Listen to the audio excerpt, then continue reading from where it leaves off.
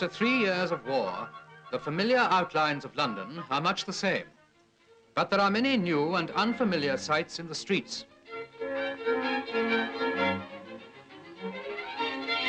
Affairs of state in Whitehall have a new urgency.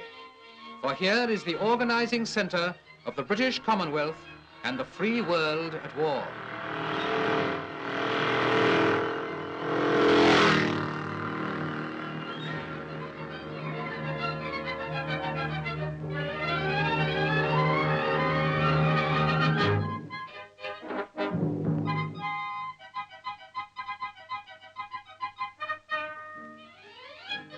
The Allied servicemen have settled down pretty quickly, and for the time being, feel that London is their home.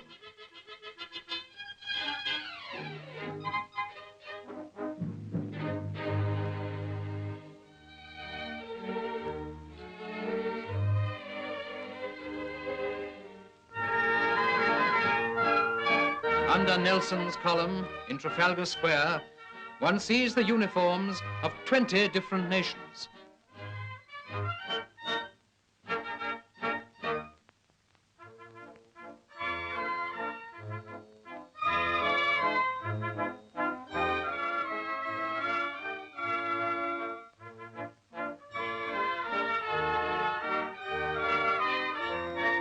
London thrills to see the growing forces in her midst and welcomes them just as one September morning in 1942, she welcomed the first American troops as they marched through the city.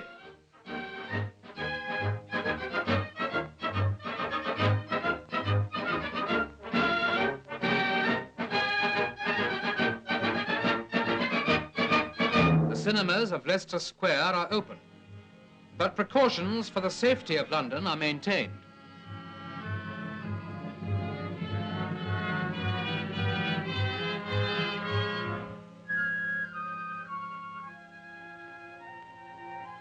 Emergency water tanks spell out the defiant symbol of victory. And though scarred, London still presents a smiling face.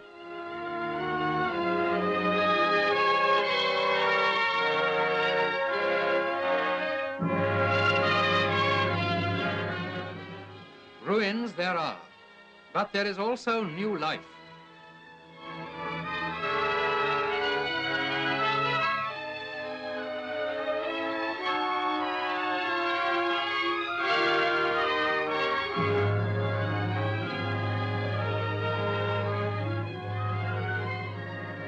Out of the danger has arisen a great citizen army, the Home Guard. Clerks, factory hands, bank managers are trained in the very streets they may one day have to defend. Weapons are made from the railings London has sacrificed. Children like the idea. A park without railings reminds them of the open country.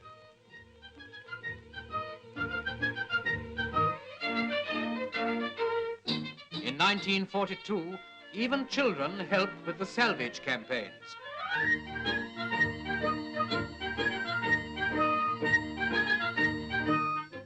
Today, every man, woman, and child has a job to do. Youths under military age give up their weekends to train in the park for future service with the RAF.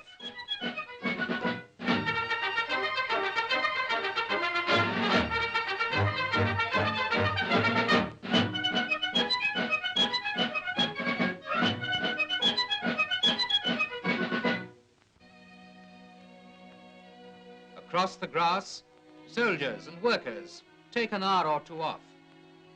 They can relax with a free mind because others are always on the alert.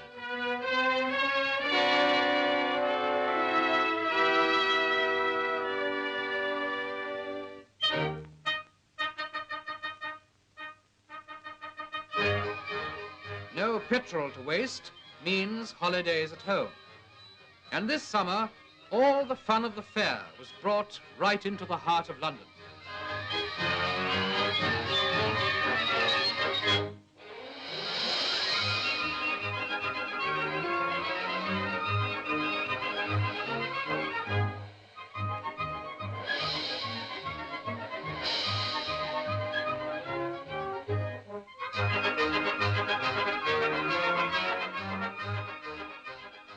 holidays for some, but duty for others.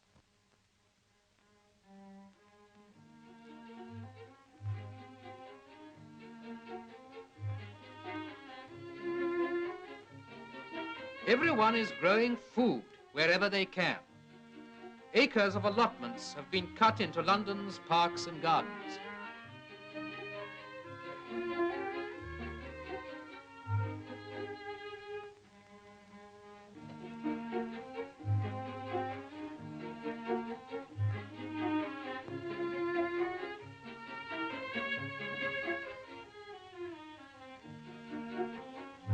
Exhibition allotments show beginners how to get the most out of their plots, and food is grown in all sorts of unexpected places.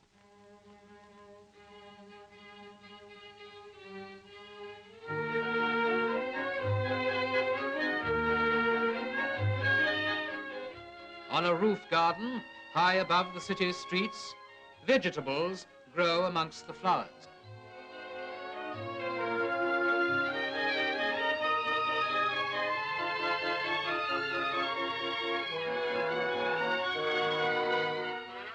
Men of the National Fire Service make good use of a battered basement. Allotments and pig clubs ease the food situation, and rationing ensures that everyone gets a fair share, no matter where they shop.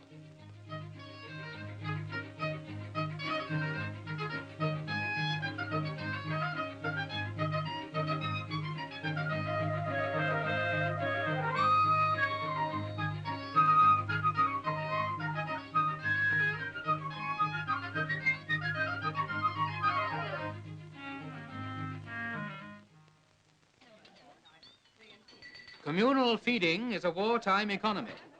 British restaurants and canteens have been established all over London. This was once a college. Now 2,000 lunches are served here daily. Labour is voluntary, the meals are supplied at cost, and all types of Londoners take advantage of the service.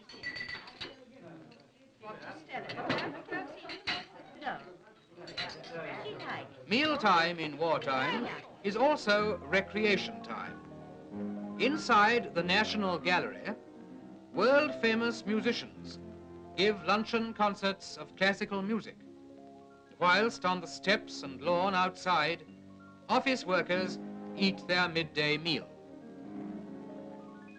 And in factory canteens, a laugh and a song at mealtime renews the workers' energies for more long hours at the machines. Does your stomach say, do you let it need? No need to be a clinging vine. You too can have a body like mine.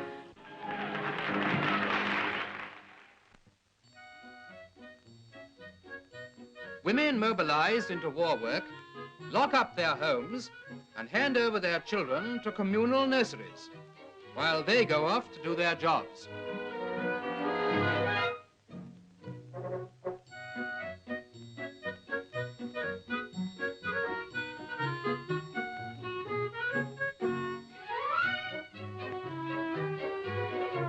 While the mothers work, the children play and grow strong.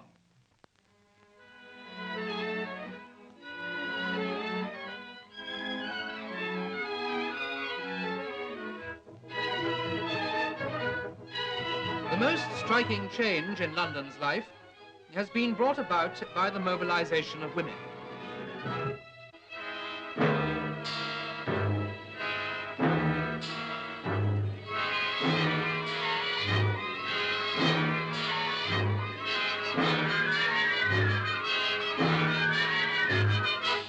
In Downing Street, the efforts of the people are coordinated into terms of world strategy at the house of the Prime Minister.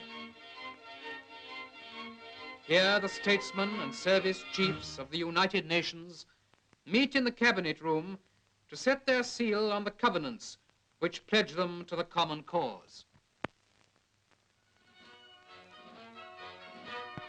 London in 1942 is the hub of the Allied war effort, and Buckingham Palace is the background for a display of Britain's growing strength.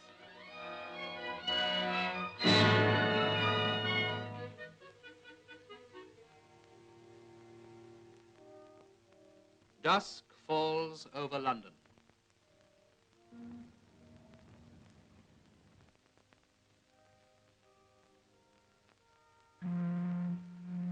With darkness comes the blackout. Gone for the present are the bright lights of Leicester Square and Piccadilly. But behind the blackout is warmth and companionship.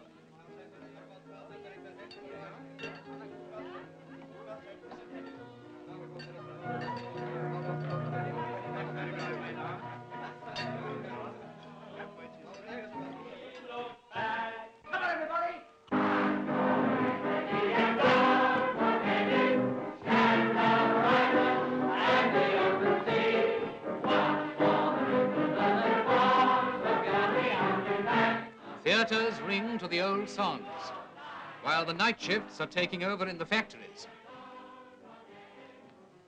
The machines must never stop. And all the time, the defenders are on guard. In basements and cellars, the civil defence forces settle down to all-night duty.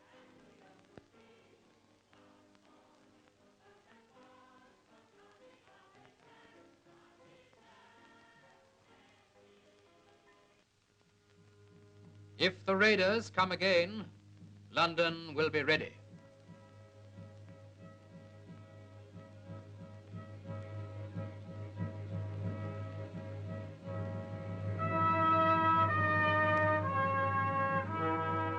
And as his turn comes round, every able-bodied Londoner stays after work to firewatch. He is the ordinary citizen, one of the worldwide brotherhood of men and women who will work and watch and fight until the lights go up again over a world freed from want and fear.